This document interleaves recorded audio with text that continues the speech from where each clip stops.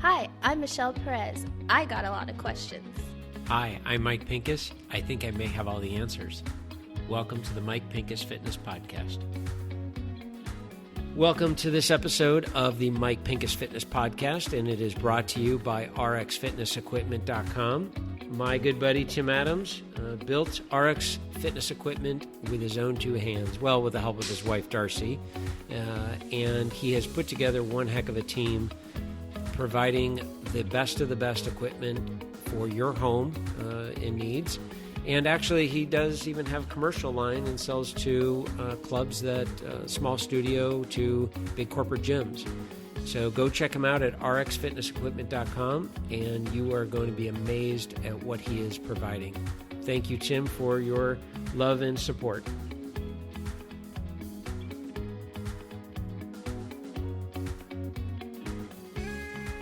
Hi, everyone. Welcome to today's episode of the MPF podcast. I'm excited for today's topic because it's on something that I thoroughly enjoy, which is food.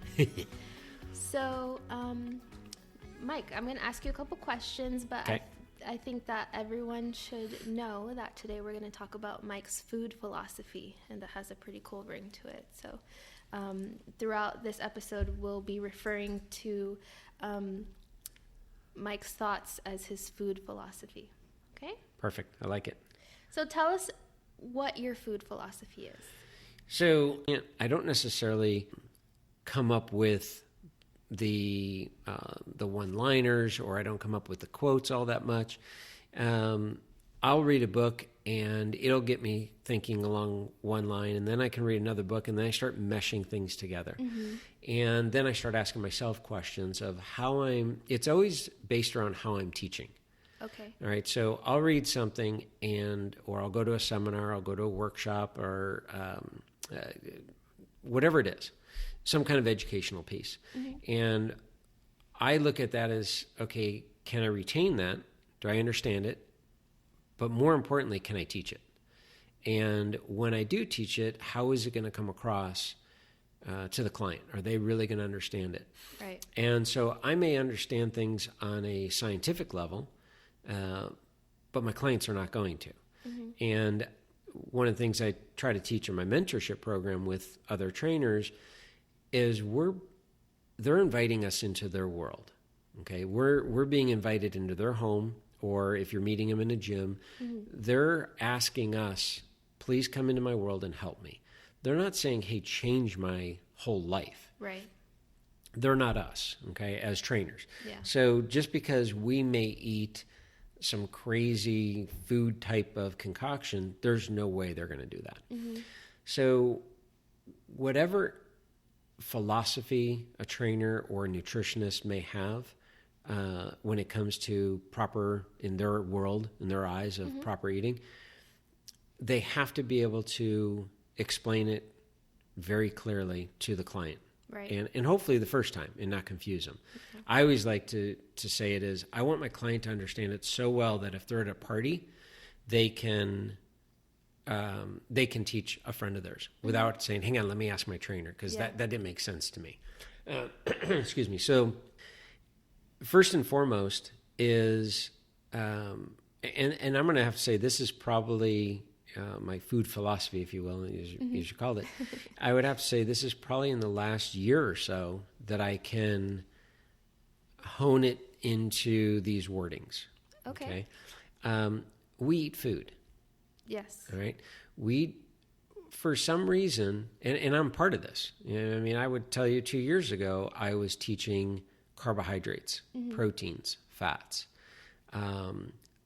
as they're known as macronutrients. And then there's micronutrients, and there's vitamins, and there's, teaching. I used to teach clients how to convert calories into grams and vice versa, and to watch their eyes just roll in the back of their head. Yeah. And it was just, I really it was a losing battle, because mm-hmm. that's not why they hired me as a trainer. They really wanted to lose body fat, mm-hmm. increase muscle, live a happier, healthier life, and get to their goal. Yeah. They didn't need to know the science behind it. That was my job. Yeah. So I'm like, okay, well, if they don't need to know the science, then why am I explaining it in a scientific way? Right. So recently, and we're going to talk about this at the end, but recently I was introduced to a book that questioned this exact topic. Mm-hmm. And the question is, why do we know the word carbohydrate, protein, or fats as a general population? Scientists should know that. Nutritionists should know it. But our clients should not know what those words are. They should know food. Yeah. They should look at something and say, well, I eat food. And that's really what they're after. Yeah. So my food philosophy is, first and foremost, is eat food. And everyone's like, okay, well, duh, that's pretty obvious and that's pretty easy.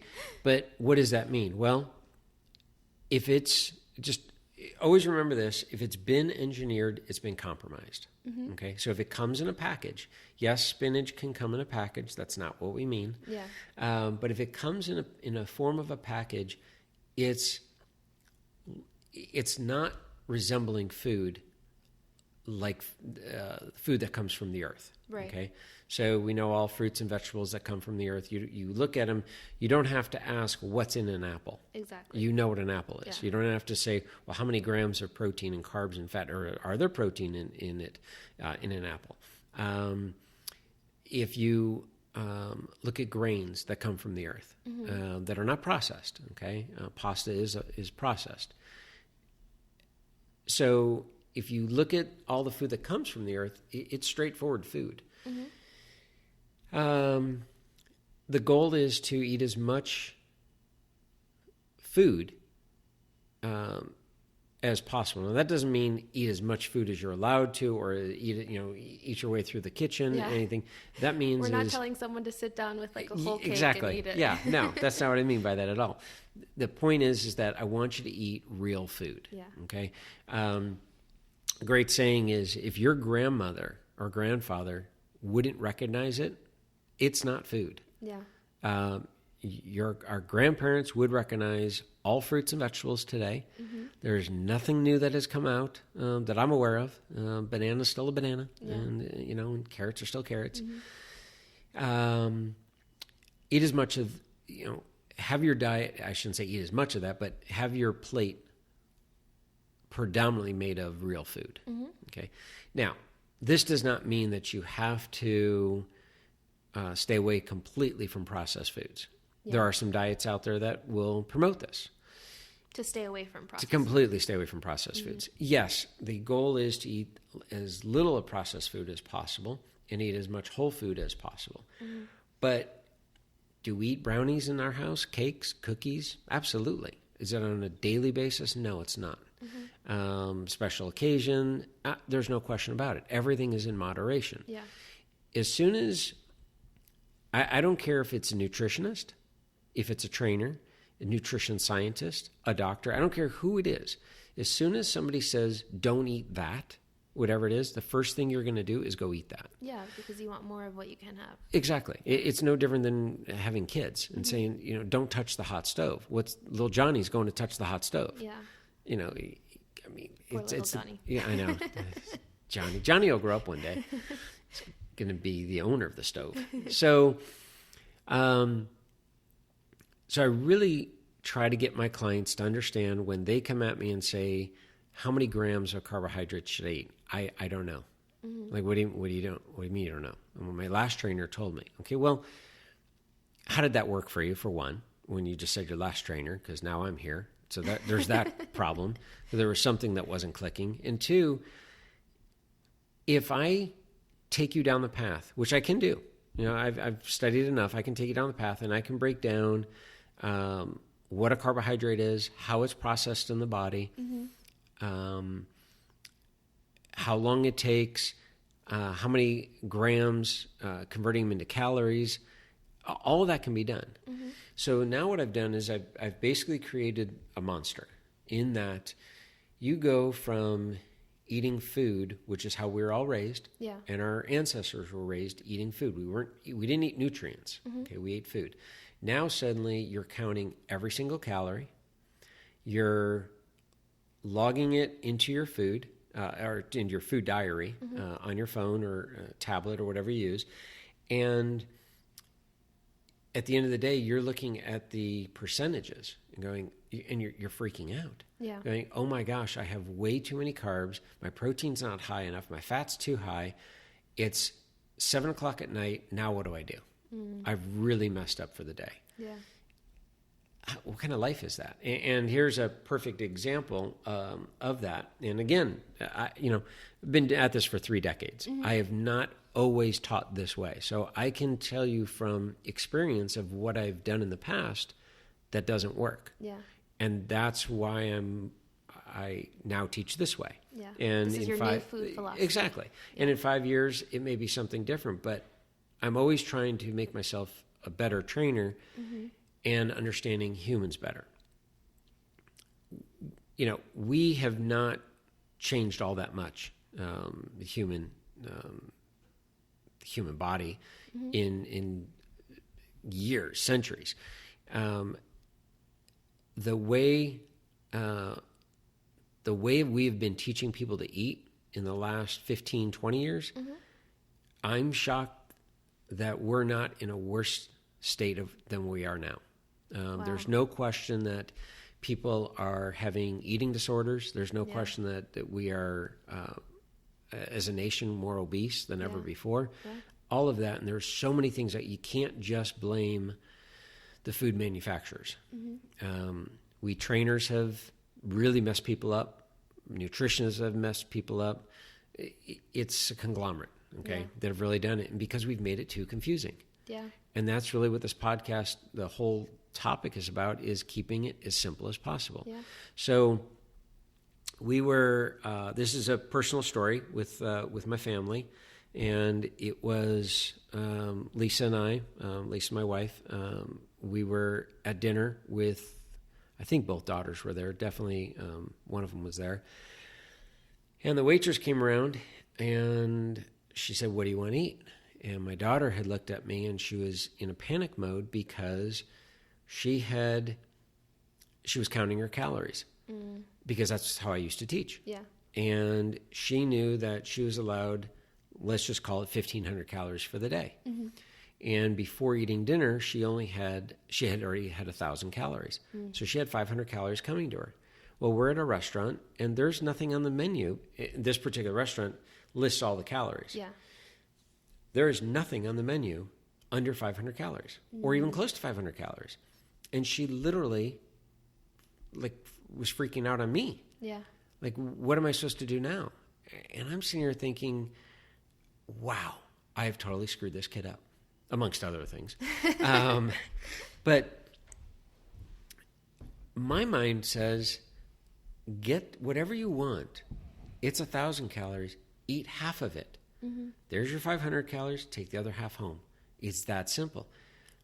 But because she's such a numbers person and because she is exact and it's exactly what I said and she's following exactly what I said, and if this is my own daughter, imagine what my clients are doing. Yeah. I was so mad at myself right then. And I looked at her and I said, "Honey, it's okay. Order whatever you want. It doesn't matter. You're going to eat half of it." And then she said, "Okay, but what if it's more than my 500 calories?" I said, "It's going to be okay." And right then is when I started realizing I need to change. This is not working out. Yeah, I used to teach clients that, okay, we are going to track every calorie that goes into your body. And we've had devices that we've used in the past to track every calorie that you burned. And there are devices out there for this. We've taken away the fun of all this. There's no fun in exercise anymore. It's all geared towards, I have to burn X amount of calories. Eating is no longer fun. It's, I have to get in my nutrients. Yeah.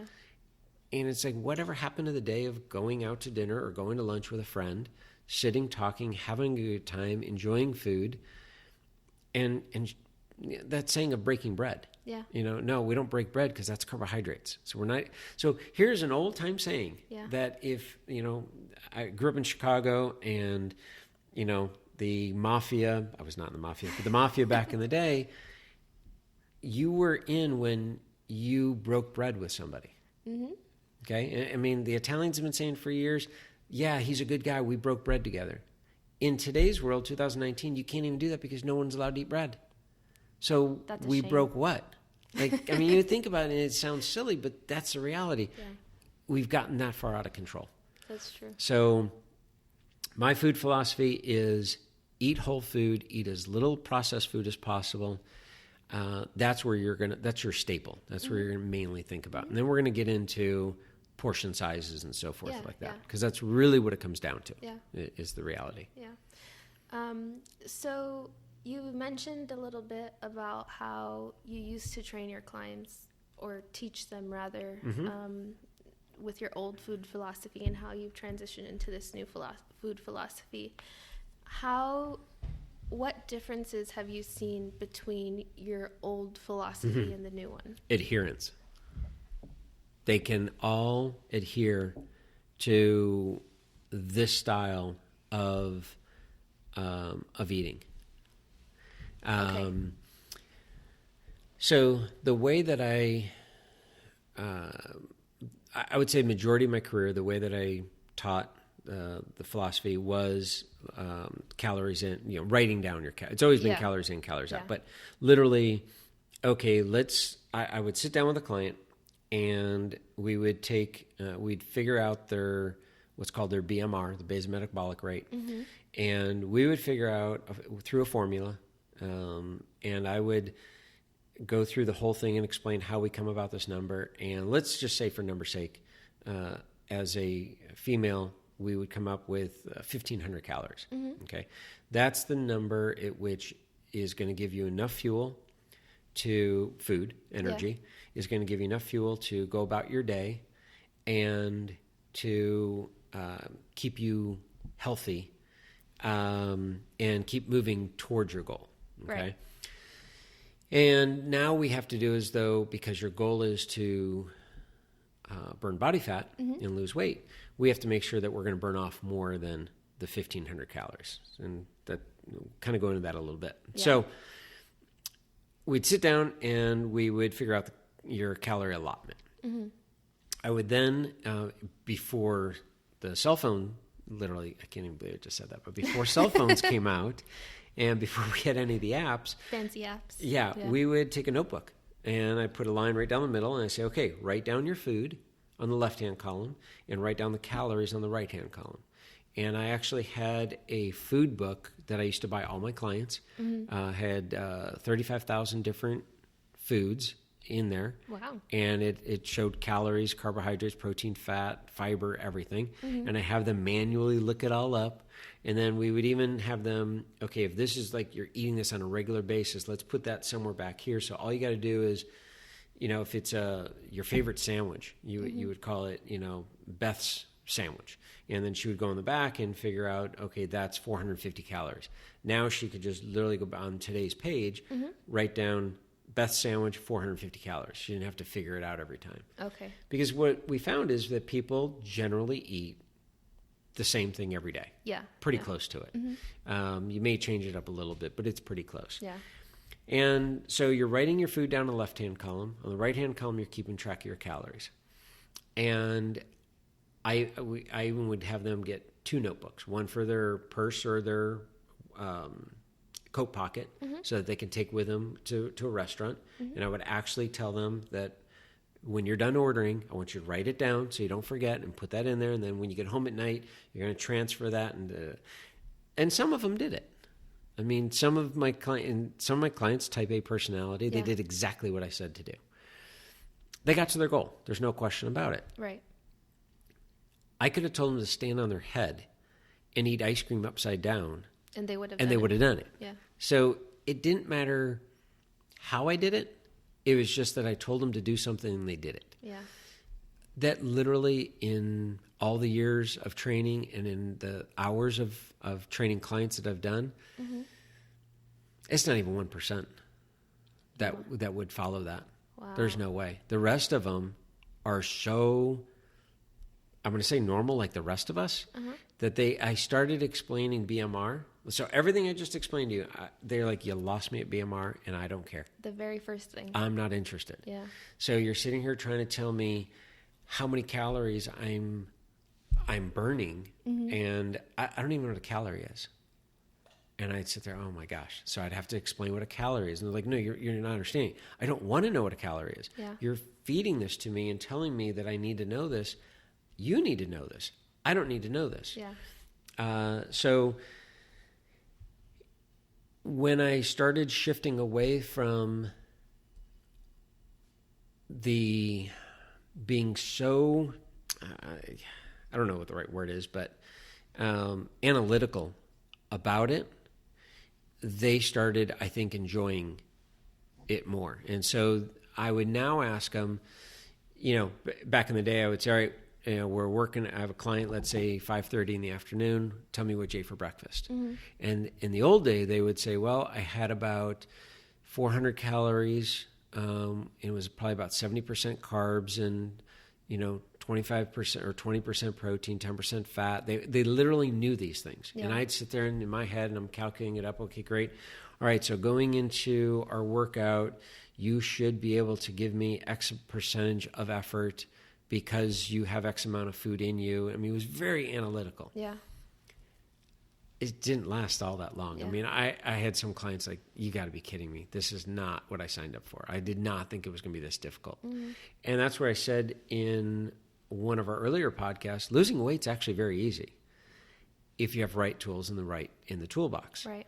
But if we trainers make it seem really difficult and really hard, which makes us seem really smart, and that you have to have us, it's doing a disservice because this is not rocket science by any means. Yeah. So when I shifted into tell me what you ate for breakfast, I don't want to know how many calories. I don't want to know how many grams. Tell me what you ate, and it better be food. Well, I had a banana and I had some oatmeal. Okay, great. Tastes good? Yeah. Did you put anything in it? Honey? Okay, great. Had a cup of coffee. Perfect. What'd you eat next?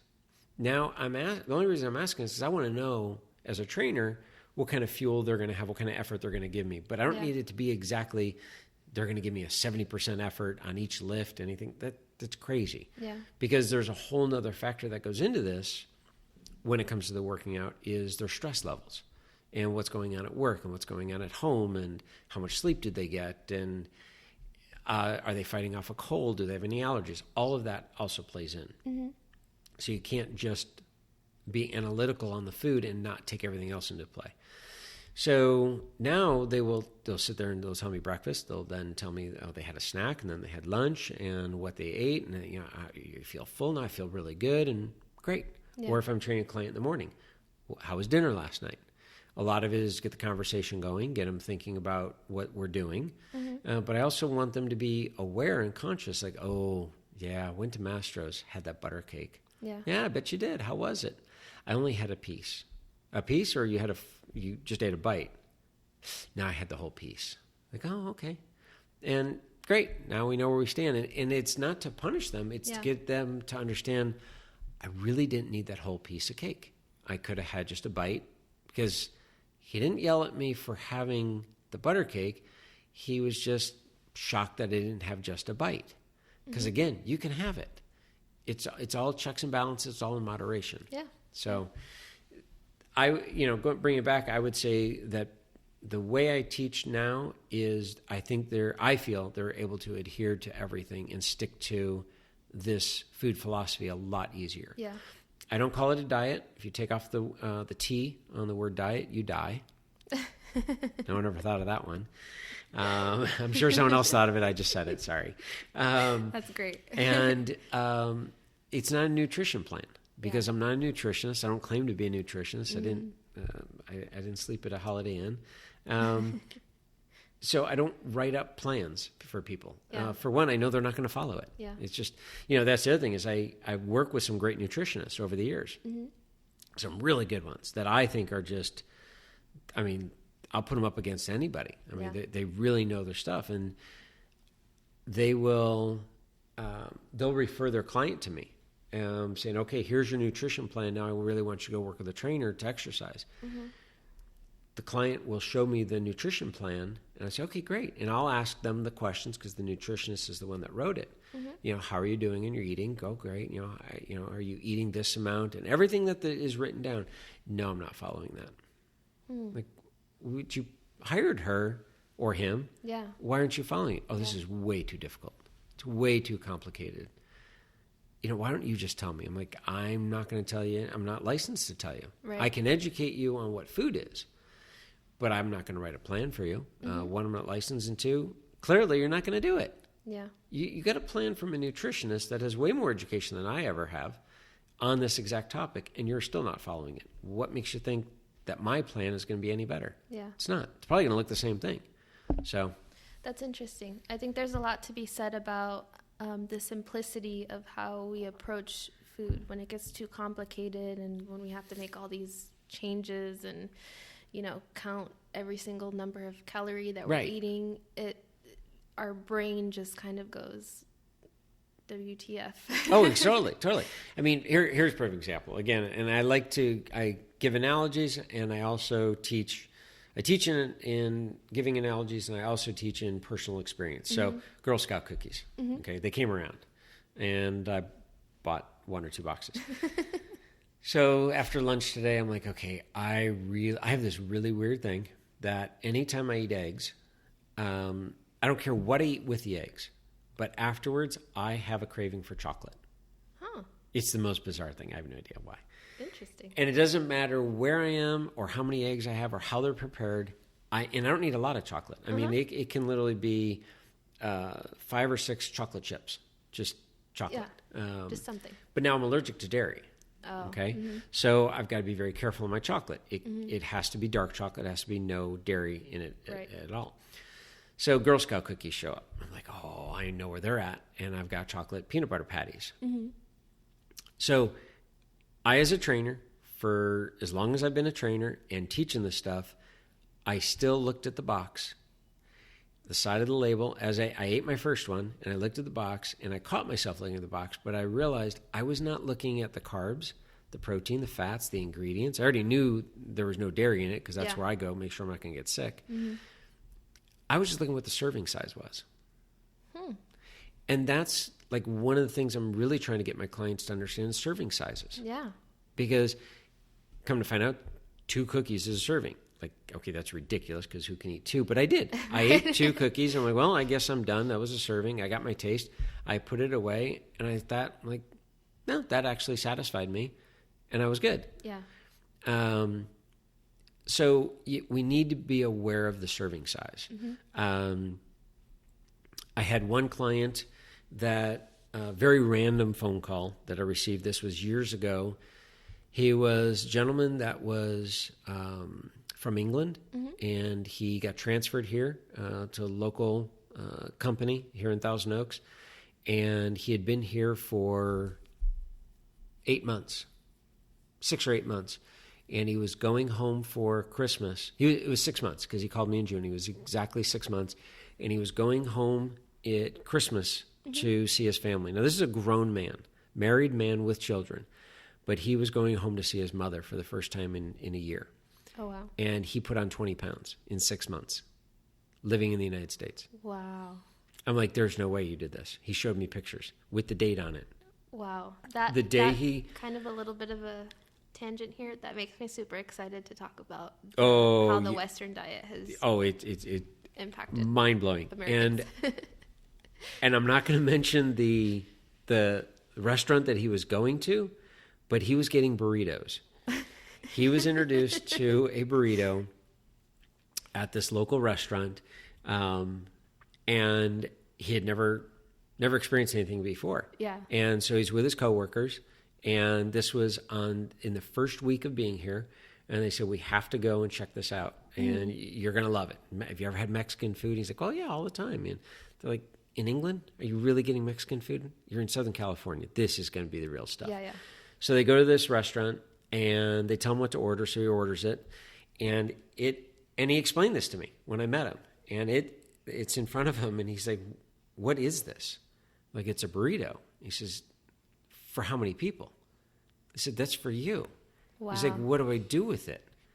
Like, he didn't even know that you're supposed to pick it up. He started cutting it. They're like, why are you cutting it? That's going to ruin it. Pick it up and eat it. And he got about a third of the way done. And he's watching, and everybody is finishing their burritos.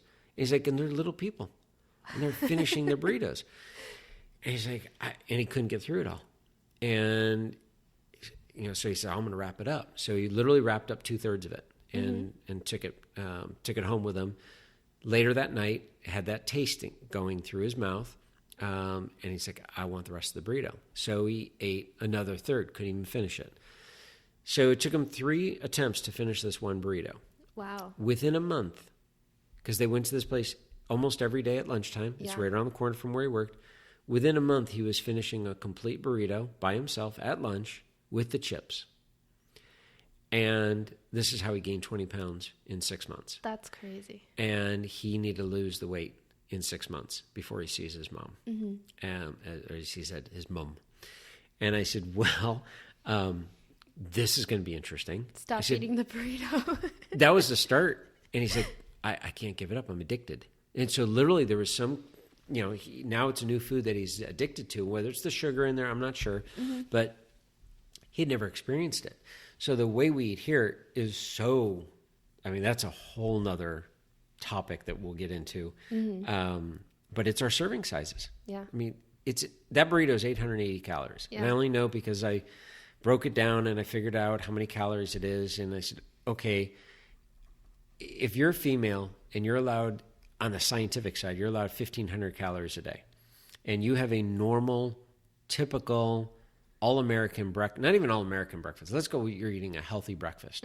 And you consume 300 calories, okay? And that's small, but let's say you consume 300 calories. And then you go and have one of these burritos that's 880 calories for the burrito, and then you add the chips in with a little bit of salsa, and but you get a diet soda, so it's fine, because don't worry about the calories there.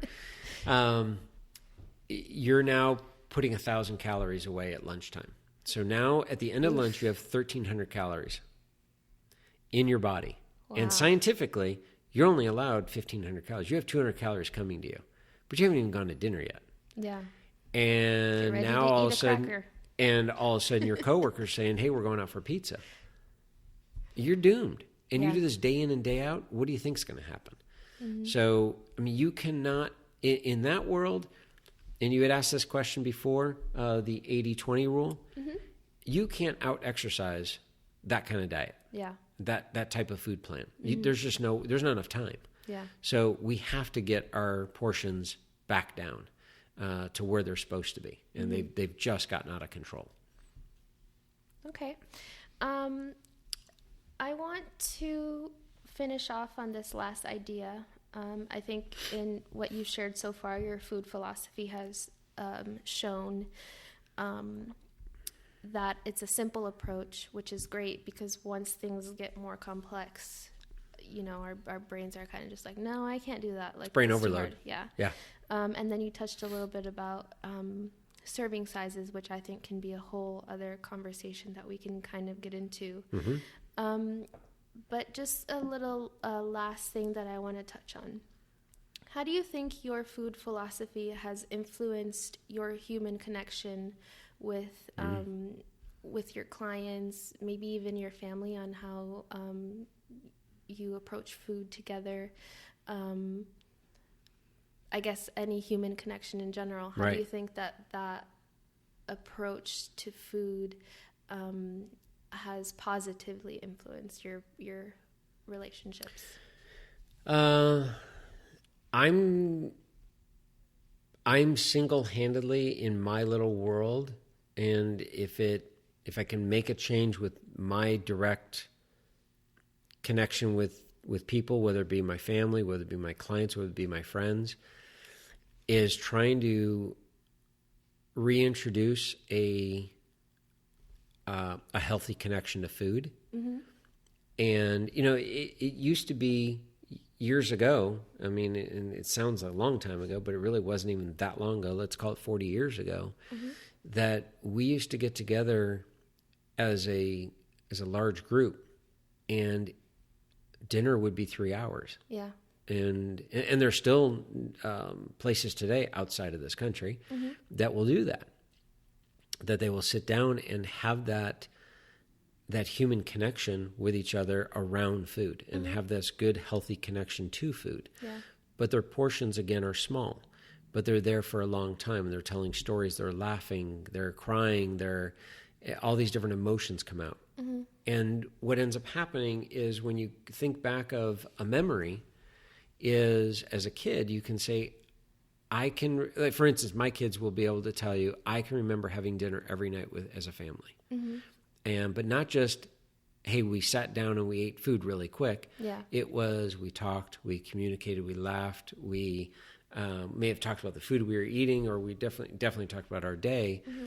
But it was trying to get them to slow down, enjoy life, and what that human connection is all about. And sometimes it's going to take food to bring us back to this. We are we're so stuck on our phones, and we're so stuck going into a restaurant and sitting by ourselves instead of putting the phone down and talking to a complete stranger next to you. And you're sitting at a sushi bar, let's just say, and you're just looking straight ahead. God forbid you look left to your right and say hello to somebody. We need to have that connection, and we can, the thing that's bringing us together in common is this sushi. Yeah. Okay. So, wow, this is great food. What do you think of it? Yeah. Start the conversation there. And suddenly you'll find that you're actually talking to people. You'll actually find that you're eating less. You're not shoving all this food into your body. So it goes back to that connecting with others without realizing it, without putting too much thought into it, how it can actually save us and help us lose weight. Because we're literally not going to eat nearly as much if we're conversing with somebody next to us, whether it's family, friends, coworkers, complete stranger. Mm-hmm. So it's such a simple, great question, but it's so complex in the answer and how deep we want to go with it. Yeah. But I would say the first and foremost is bringing the connection back to why we're eating food. And that's the other thing you think about. We all have to eat. Yeah. I've used this with clients, and we'll end with this one. I use this with clients all the time. If you have a drinking problem, you're an alcoholic, it's very easy for somebody to say, stop drinking. Yeah.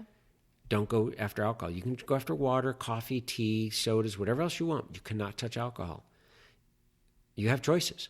Mm-hmm. If you're a foodaholic, I can't say stop eating. Yeah. It's not that easy. You need food. Right. So here you're addicted to eating too much food, and I have to somehow figure out a way to trick you and train your body to like these other healthier foods necessarily, or less caloric foods, or less portions, or whatever it is. That's a very difficult thing to do, but it can be done. Yeah.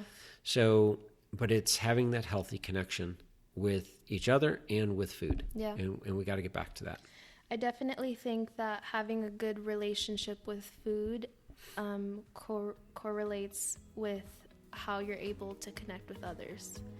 And obviously that would probably be more fitting in like a food setting. Yeah. Because if you're going out with friends, if you're at a party celebrating something, instead of being focused on, what carbs am I eating, what protein am I eating, you're focusing more on, I can probably eat everything here, but what connections am I going to make with people? Absolutely. Yeah, no, that's a great point. Very, very much. Yeah. So thank you for sharing your food philosophy with us today. Sure. I'm excited for the next couple topics to come, and we will talk to you guys next time. Sounds good. Looking forward to it.